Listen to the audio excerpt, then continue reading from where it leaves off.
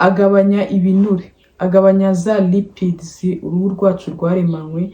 Wigeze ukopera skincare routine y'undi muntu cyangwa wigeze ubona nka online bavuga ngo aya mavuta arakora ibiki n'ibiki, wowe wayagerageza akakunanira? Usanga ugerageje amavuta atandukanye aho kugira ngo aguhe uruhu rwiza ahubwo akakwangiza. Ntabwo ayo mavuta yari mabi, ahubwo ayo mavuta ntabwo yarajyanye n'uruhu rwawe.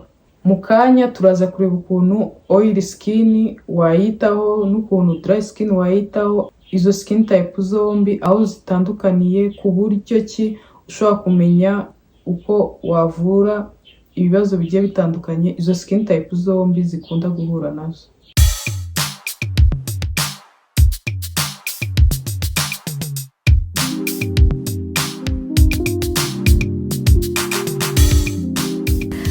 One thing that completely changed my skin and my confidence: sunscreen.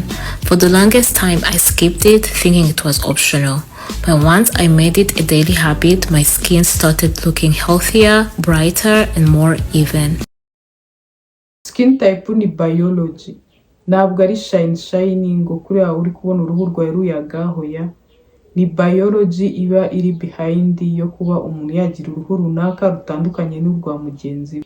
Oily skin ikora amavuta menshi. Dry skin yo igira amavuta makeya na barrier kwangirika biba byoroshye. Twarabibonye ko uruhu rwacu ari nk'urukuta rw'amatafari. Amatafari akaba ari cells zigize uruhu rwacu. Naho isima ifashe izo cells akaba ariyo twita ibinure, aricyo kintu abantu bafite dry skin bari kubura. Ushobora kugira oily skin ariko ukabyitiranya ukagira ngo ufite dry skin, kandi iyo iba ari oily skin iri kubura amazi, ariyo twita oily iri dehydrated. Hari umuntu ushobora kukubwira ngo ufite dry skin ari ukubera ko atajya yitaho, ari ukubera ko akoresha amasabune mabi, ari ukubera ko adakora hydration, akabyitiranya. Nyuma y'igihe wamara kwita ku ruhu rwiwe ukazasanga nibwo yaje kwibona afite oily skin. Ikindi, ushobora kugira dry skin irwara ibiheri. Nabyo birashoboka. Ntabwo oily skin type ariyo yonyine irwara ibiheri. N'abantu bafite dry skin iyo utayitayeho neza nayo irwara ibiheri. Nanone ushobora kugira combination skin igenda ihindagurika. Ukaba ubona uyu munsi ufite oily, ejo ukagira dry, ejo ukaba normal, ejo ukaba sensitive. Nabyo birashoboka kuri combination skin ko yahindagurika, wenda bitewe n'amasezo, bitewe n'igihugu ugiyemo, bitewe n'imyaka, lifestyle uri kubamo gutya. Gushininga ntabwo ari byo bituma umenya ngo ufite skin type runaka. Nk'ubu nanjye ushobora kumbona ndimo ndashininga ukagira ngo ufite oily skin, kandi hoya. Hano ngira dry, ahangaha na hano na hano nkaba ariho ngira oily skin. Iki oily skin iba mbi iyo ukoresheje amavuta yumisha uruhu, cleansing cyangwa amavuta arimo ibintu bituma uruhu rwawe rwuma cyane, n'amatona arimo za alcohol, banyaza lipids uruhu rwacu rwaremanywe. Ya matafari ugasanga ntabwo agifashwe na bya binure kubera ko ibyo binure warabyumishije. Ikindi gishobora kubaho ni TEWIL, transepidermal water loss. Ugasanga ya mazi kubera ko ya matafari bya binure byari biyafashe byatandukanye, bigatuma utakaza amazi, uruhu rwawe rukajya rugaragara nkaho rwacitse intege. Ikindi ugomba kumenya ni uko iyo amavuta wayamaze ku ruhu, uruhu narwo ruhita rukora andi yo kugira ngo azasimbure ya yandi watakaje. Ibyo bikaba byakuviramo kuba wanarwara ibiheri. Amavuta akorwa ari menshi kugira ngo akurinde, akurwaneho. Ntabwo ari twe tubigena, ni biology y'uruhu rwacu ibigena. Niyo mpamvu uzasanga ufite oil irimo amavuta menshi cyane. Kubera iki abantu bafite dry skin hari igihe barwara ibiheri bari bazi ko bari kwivura ibyo biheri? Ikintu cya mbere twabonye ni uko abantu bafite dry skin bafite ibinure bikeya. Treatment zikaze cyane byongera TEWIL. Kuba yakoresha ama actives menshi byongera ama inflammation, bibabaza uruhu. Kandi iyo ubabaje uruhu egal ko na melanine zita zikorwa vuba vuba kugira ngo zize zigutabare.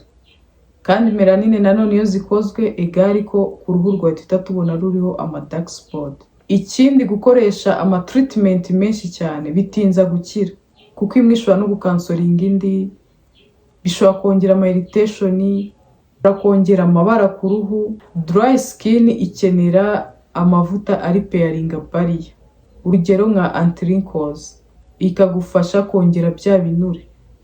Mu mwanya wo gukoresha ama treatment, ibyiza wakwibanda ku gukoresha product ziri pairing uruhu. Nanone kuri combination skin, ni uruhu gushobora kugira oily rukagira na dry skin.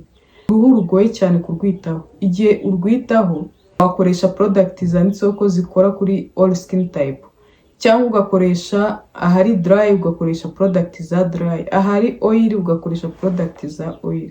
Gusa sinzi ko wabibasha. Ibyiza rero ukwiye kwibanda ku kumenya izi product ni izawe zakorewe umuntu ufite combination skin cyangwa ni all skin type. Nanone ku muntu ufite dry skin, amavuta ashobora gukorwa hamwe ari menshi, ahandi agakorwa ari make. Ikindi ugomba kumenya ni uko uruhu rw'umuntu ufite combination skin rutakaza amazi mu buryo butandukanye. Hamwe ushobora gutakaza menshi, ahandi ugatakaza makeya. Niyo mpamvu ari byiza gukoresha ama product agiye atandukanye. Ukagira product zikongera hydration, ukagira product ziripairinga, kugira ngo uruhu rwawe urubalansinge, ibyo rukeneye rubibona. Kuko iyo utaruhaye bya bintu rukeneye, nibwo uzasanga uruhu rwawe ruri kuzana ibibazo. Skin care routine nziza rero ni iyihe? Kuri oil skin, koresha cleanser, ukore hydration, actives runaka ariko nizibe nyinshi muri routine imwe, ukoreshe na sunscreen. Uzabona uruhu rwawe ruri kugenda rusa neza rwose. Kuri dry, koresha cleanser, ukoreshe za moisturizer zimwe twita occlusives, zimwe zisiringa, ziba zigizwe n'amavuta aremereye. Ubwo izo creme wakoresha n'ama oil bibaye byiza wajya uhita uyarenzaho. Za moisturizer ziremereye ziri occlusives zirimo bya binure, urugero nko kuba wakoresha anti-wrinkles creme kuko irafasha cyane, irimo ceramide, irimo bya binure uruhu rwawe rutakaza rubura. Ni byiza cyane kuba wakwibanda kugira moisturizer iri pairing barrier yawe, kurenza kugira moisturizer zirimo ama actives menshi, zirimo ama treatment. Ikindi, ukagira sunscreen. Dry skin isaza vuba.